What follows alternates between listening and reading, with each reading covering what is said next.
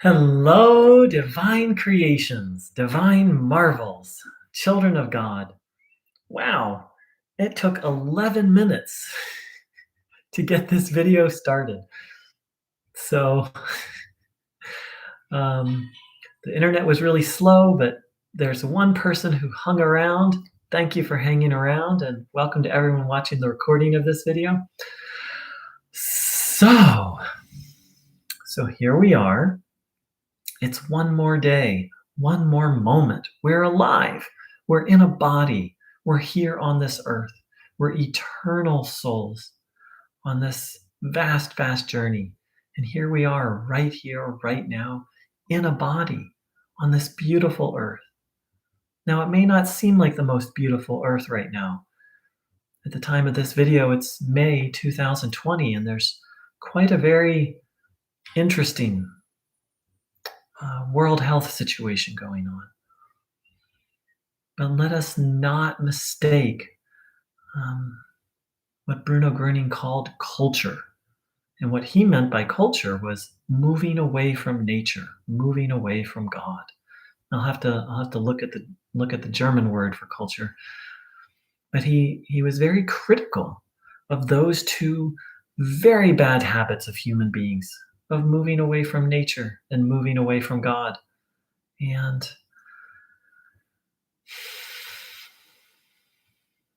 someone recently asked me, what would Bruno Groening say about current world events? And I don't know. And it's not for me to speak for Bruno Groening. It's not for I don't believe it's not for any person to speak for Bruno Groening. He was a master. I'm a human being. Most other people I know are human beings. It's not our job to say, oh, well, Bruno would say. But for those of us who do this as teaching, it is our job to convey the teachings of Bruno Groening. So with that said, my best guess, well, no, I'm not even going to try and guess what Bruno Groening would say. What I'm going to do is share some of Bruno Groening's teachings that can really shed some light on what's going on. Bruno Groening said, in essence, that a long time ago, when human beings were created, that we lived in a state of perfect union and happiness with God. He said all was one. However, there was a voice that spoke outside of this unity. And Bruno Groening said, when the first humans listened to that voice and did what it said, the connection was severed between God and human beings. And since then, in essence, Bruno said people have been moving further and further away from God and nature. When Bruno Groening was here in his body in the late 40s, when he was active in 1949 through the 50s, he said, life, I have to paraphrase here, but that life was almost unlivable, meaning that the conditions of life here on this earth had gotten so bad that it was he didn't say next to impossible. I'll have to at some point look up the original German, but in essence that life was becoming unlivable. And he said that he came so that human beings could continue to live, that our survival as a race was threatened. And that part of what he did was to actually prevent the destruction of this earth. So human beings move so far away from God and so far away from nature and so close to evil that through human beings, evil was seeking to and was going to succeed at destroying this world. Now, I feel a little uncomfortable talking about this because it's a little theoretical. It's a little metaphysical, right? That Bruno Groening came and that was going to happen and that Bruno Groening was able to stop that. And I'm happy to say that the majority of Bruno Groening's teaching is not theoretical, or you could say theological. It doesn't really require blind belief. Like, I can't prove to you that the earth was going to be destroyed and that Bruno Groening's coming saved it. I trust that that's true, but that's not something that I can verify in my direct experience. However, what all of us can verify in our direct experience through observing ourselves is that there is a force at work on each one of us that is seeking to lead us towards misery and disease and really just a miserable life. All you have to do is observe your thoughts and then observe your habits, which have arisen. And when I say you, I'm also including myself. I do this, and I I'm not perfect by any long shot. What we can see is that there is a force at work that is seeking to lead us into misery. Again, just observe your thoughts, just observe your habits, and the conclusion is inescapable. There, we may disagree on what that force is that's leading us down a dark path individually, much less collectively, but that force is there. It's undeniable. Now, Bruno Groening said that this force, he called it evil, or in German, Bosse, evil, nastiness, viciousness, and that it's continuously seeking to try to pull us off the good path. Now, he said that human beings have so connected with and so associated with this evil that they've been pushed way off the divine path, which he also said is the natural path, to the point that evil through human beings was on the verge of destroying this planet. Can you imagine? Can you imagine the level of the sheer quantity of evil of working through humanity to actually lead to the destruction of this planet?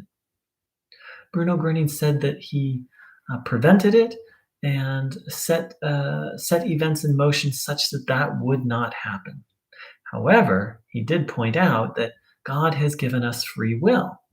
And so long as life as a whole is not threatened, that God will not intervene. And as long as there's hope that the turnaround back to nature, back to God will happen, that God will allow people to have their free will and do with it what they will. Bruno Groening was quite graphic in what he said. Here's what he said: human beings have received from God as a gift their inviolable free will to stand by either good or evil, even if they make life hell through their lack of understanding, greed, and vengefulness towards one another, and even threaten or annihilate the bodies of other people.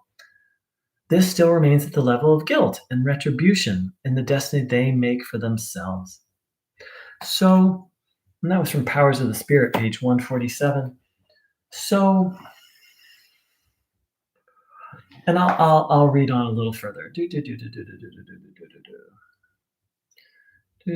That is, everyone must, for as long as they do not walk the path of nonviolence, experience and carry to term in their own bodies everything they have caused or done to other people by way of evil. This laborious, lengthy, and heavy rhythm of birth and death has been in operation since human beings first abandoned the divine path.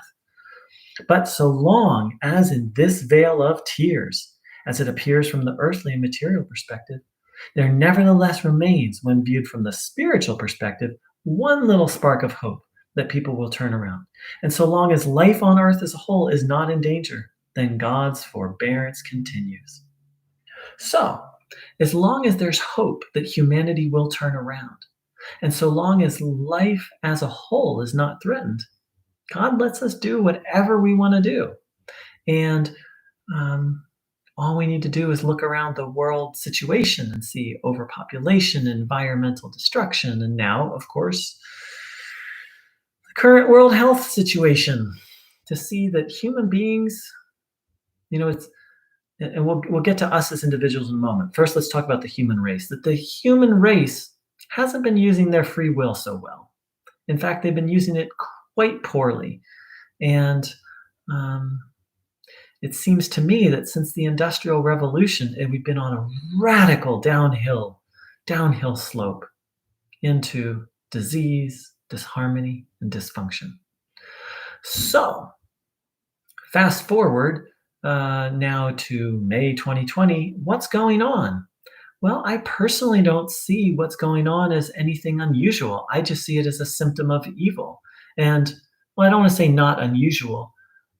It's, for me, it's kind of an indicator of that we're continuing to head in the wrong direction. that human beings have not as a whole. There may be individuals waking up, and hopefully each one of us as individuals is beginning to wake up um, to a harmonious way of life. But humanity as a whole has absolutely not woken up. That's my understanding of what's the current world health situation is. No more, no less. Evil run amok because human beings have said yes to evil. Human beings have said yes to evil because they've turned away from nature and God. What's the solution? Turning back to God, back to nature. And as Bruno Groening said, back to the belief in the goodness, which also means divinity, back to the belief in the goodness and divinity of human beings. That inside of each one of us is a divine spark, is a divine essence, is something sacred beyond words. But we don't live that way. And we don't treat nature. When I say we, I mean the human race. Hopefully, us as individuals are growing in the direction of that. But the human race is not, doesn't, the human race as a whole is not viewing other human beings as divine. The human race as a whole is not living in harmony with nature. The human race as a whole is not striving to be obedient to God,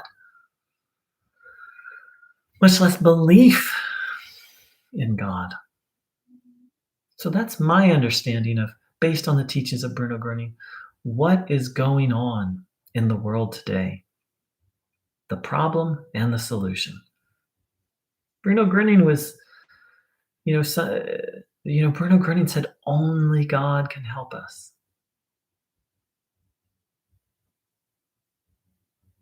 I heard it said very poetically.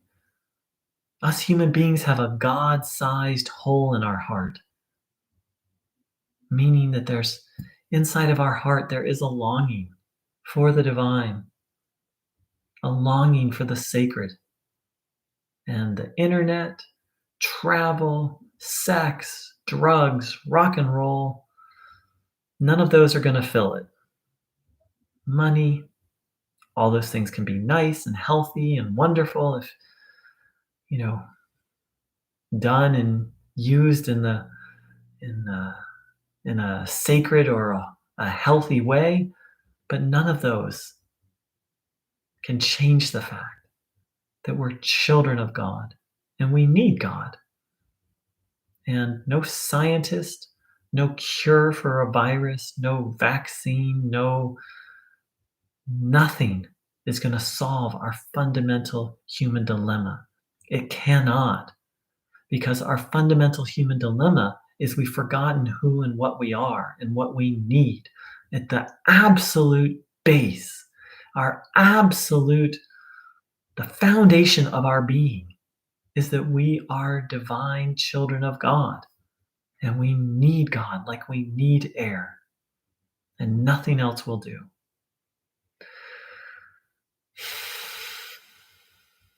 So Bruno Groening taught a very simple way to begin to fill that God-sized hole through taking in the divine energy. So let's spend a little time doing that now. Drinking in, drawing in what's given freely. We don't have to so much stress. It's not like we have to be like, oh, I'm going to take the energy in. But we do need to focus. It's like aligning a radio antenna. We need to align it and hold it in alignment. So to anyone who's new, this is very simple to do. Just have the will to receive this divine energy. And then observe your body, noticing what you're feeling, having the intention to receive, to take in divine healing energy.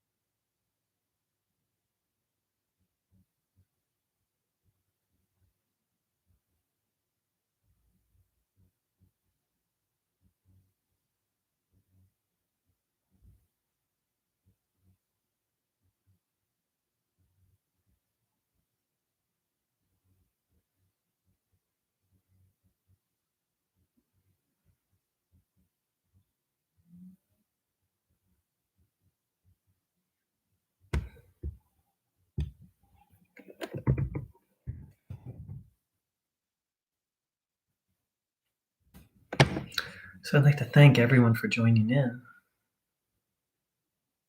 I wish you all a beautiful day of staying connected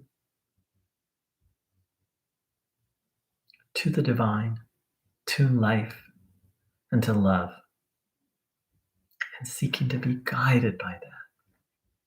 That's the medicine, friends. The medicine that God is always giving. It's just our job to take it in. Thank you so much. Take care. Much love.